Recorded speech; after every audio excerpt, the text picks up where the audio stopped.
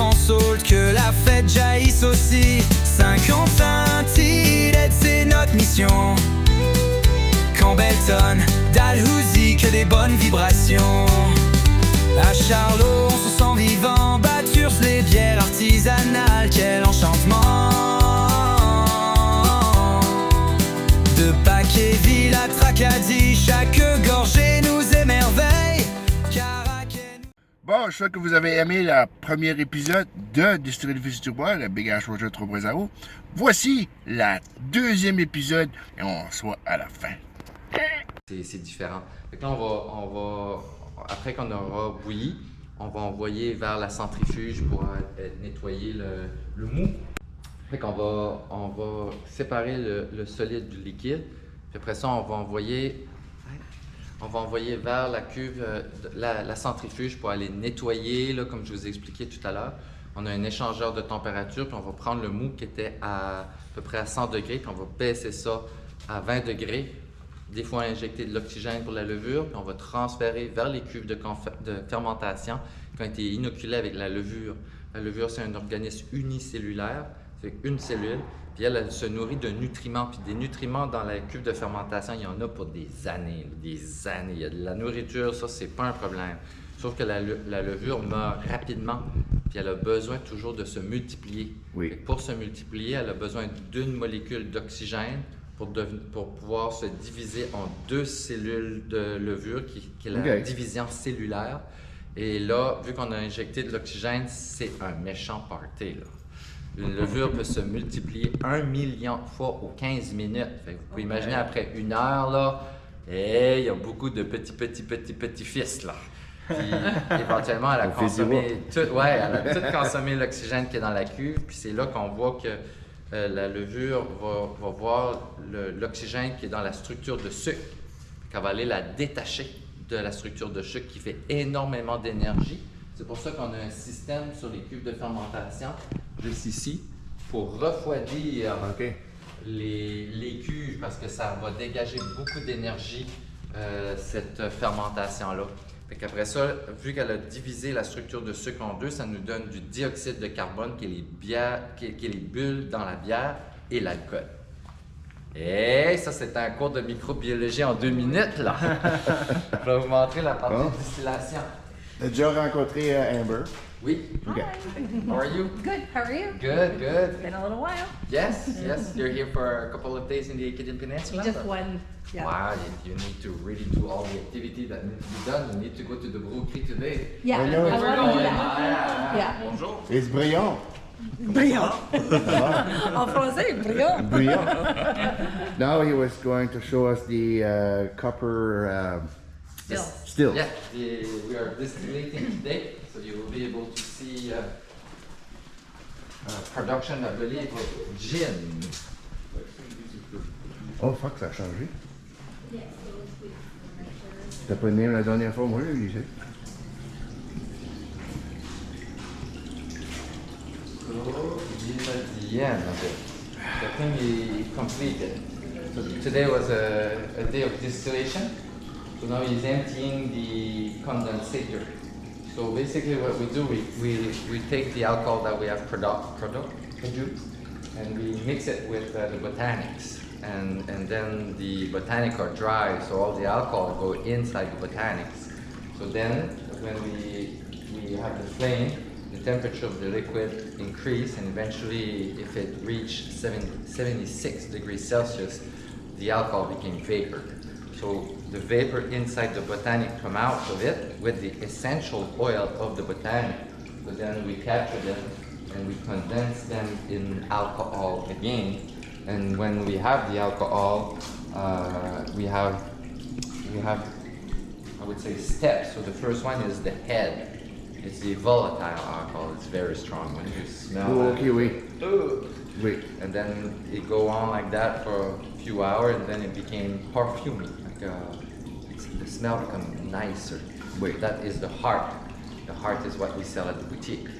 And then we continue and we go on for the day, and at the end of the day, it became very oily because the temperature reached like 86, 88, and a lot of oil became volatile. So it's too much. It's nice, it smells good, but when you taste it, it's too much of oil. So that part we rectify it. So we keep it aside, and next time we prepare the still for the distillation, we add the tail of last time just to have some of those flavors. Like for example, the Gentuya it add at the end.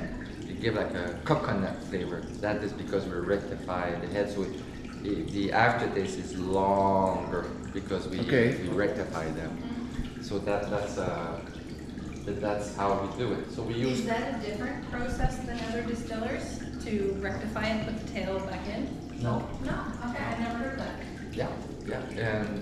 But now most of all the distillery have artificial nose that cut for them, so they don't. They just do it. So for us, the old way that it take a human to test it, because where the equipment will say it's a tail, for us it's not the tail, or when you say it's still the head, it's not the head for us. So we do it by nose, fix it. But most of the equipment now do it by automatic. So we use copper. Copper react with sulfur. So when we do fermentation and with the process, we have some sulfur that is added. The sulfur smells like rotten eggs. It's very not nice. So when it touch the copper, it become neutral. It become green like the Statue de la Liberté or the roof of the Parliament in Canada, and it's copper. So it become green, but it don't have any smell. Vert de gris. Vert de gris. So it don't have any smell, don't have any flavor. And that's the way we can discard sulfur from the spirits. That is for essential oil spirit. When we want whiskey, we don't want oil, we want alcohol. So we use this one that is very, very, very tall. So what happened is the alcohol, the water, and the oil have different boiling point, and further the vapor go away from the source of heat, the flame, the vapor start to be colder. So eventually when it rises, it go under 100 degrees. So then the water become water again. And when it go under 85, around that, the oil start to go back in the still. So what is kept at the top of it is the alcohol. So that's how we produce our rum, our whiskey. It's with those tall still. Again, a lot of copper. For rum, we use molasses from Crosby in St. John. They have been there for a long time. So we use that molasses. For whiskey, we all use barley that we grow around less than 20 kilometers from this site, and that's how we produce the whiskey. See, that's why I like coming here, because I know you have malt here, like you said, molasses from St. John, Crosby, and Whirlpool over there from technology from New Brunswick, and I like that everything you do is New Brunswick. Yes. And you have a new malt house now too, right? We just visited just before. Yes, the dryer, the seed cleaner, I think is the word in English, and the facility to transform 7 tons of barley in 6 tons of malt. Nice. And we use a lot of also with different history about our product, and maybe we can go for a little bit of history. Ah, mais c'est ça aussi. C'est ça aussi que j'aime de tes produits. Ça a toute une histoire en arrière de ça. Oui. Je vais te montrer après un projet que je suis en train de faire. Là. Ça prend un petit peu plus longtemps. Mais je fais une affaire aussi qui a fait des histoires aussi. New Ireland. We need to go back. En français ou en anglais? Doesn't matter. Doesn't matter, je pense. New Ireland. We need to go back in 1784. C'est So the 1784, the American had won their independence from the British Crown. So there was a lot of loyalists that came out from that new country that was the United States, and they were coming in this county of Sunbury. And those loyalists, they left their house, their land, everything they have. So they didn't want to be governed by Halifax. They wanted to have their own provinces. So they were all in agreement. So they sent a partition to the Parliament in England, so that new province that was the county of Sunbury would be called New Ireland, beside Nova Scotia, very close to New England. It makes a lot of sense. Okay. But at that time, the King of England, King of Ireland, King of Scotland, and Prince Elector of Brunswick-Lunenburg, he hated the Irish, and he used his veto and said, no, they don't deserve that privilege. So he changed the new name of that province for a German name, New Brunswick. That is still called today, but it was supposed to be New Ireland. The capital was supposed to be Partown, that became St. John the year after. But again, the king used his veto and said, no, I don't want the capital close to the sea, as he was scared to be attacked by the American by ship. So he preferred an inland capital, so he chose Saint-Anne-des-Pays-Bas as the capital of that new provinces that he renamed the year after in honor of his second son, Frederick Town.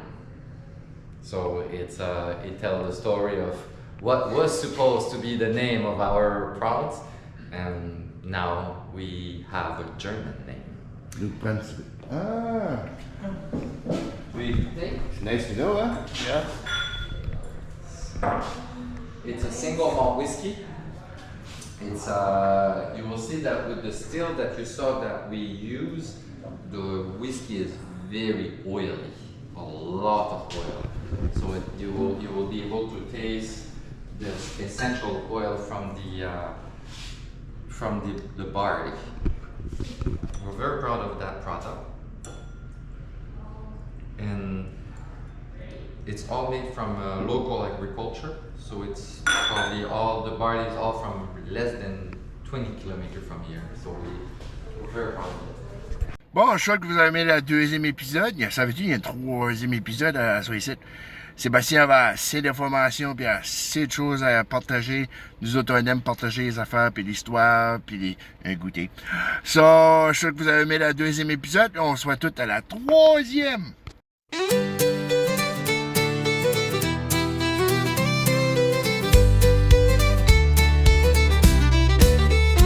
Norbert, Joël, on prend la route, c'est parti. D'Edmundson à Grand Sault, que la fête jaillisse aussi. 5 ans